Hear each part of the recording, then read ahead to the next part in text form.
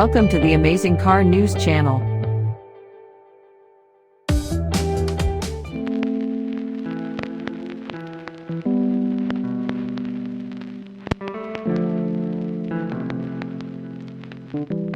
Sitting atop the mainstream Volkswagen Golf range, the Golf R Line aims to inject some sporting style into the very livable non-performance golf range. Want to go a little faster?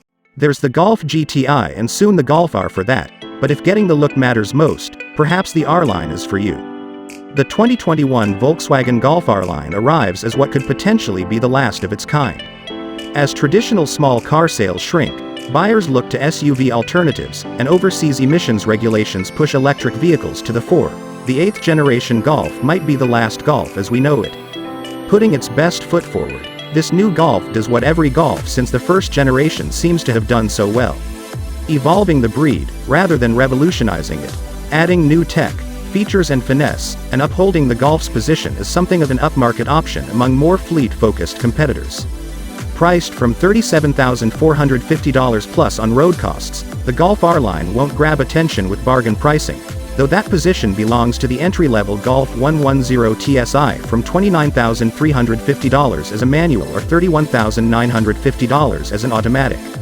All members of the Golf range, before the more sporty Golf GTI, share the same 1.4-liter turbocharged engine and 8-speed automatic. The latter is a new-to-Golf addition in Australia after years of dual-clutch automatics. By far the most divisive element of the new Golf is its almost entirely buttonless interior, with the infotainment screen handling most car controls and settings, with a few shortcut buttons within the cabin. While the concept itself is hardly new, having been pioneered somewhat by Peugeot, more and more brands are making the move. Volkswagen signaled its intention to make the Golf a rolling iPad with concepts and interior mock-ups in the lead-up to the new Golf 2. More on that in the infotainment and connectivity section below. In terms of design, the Golf looks, rather comfortingly, like a Golf on the inside, much as it does on the outside. There are a few changes centered around the user interface, but the design is clearly still very Volkswagen. Simple, unfussed and effective.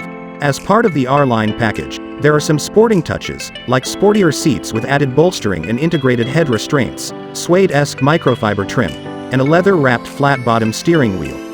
The R Line also comes loaded with manual seats, but with height and lumbar adjust for both front occupants, dual-zone climate control up front and rear temp, but not fan, adjust for the rear, keyless entry and start, wireless phone charging, auto lights and wipers, and 30-color interior ambient lighting. If you know the old Golf, you know the new Golf in terms of spaciousness.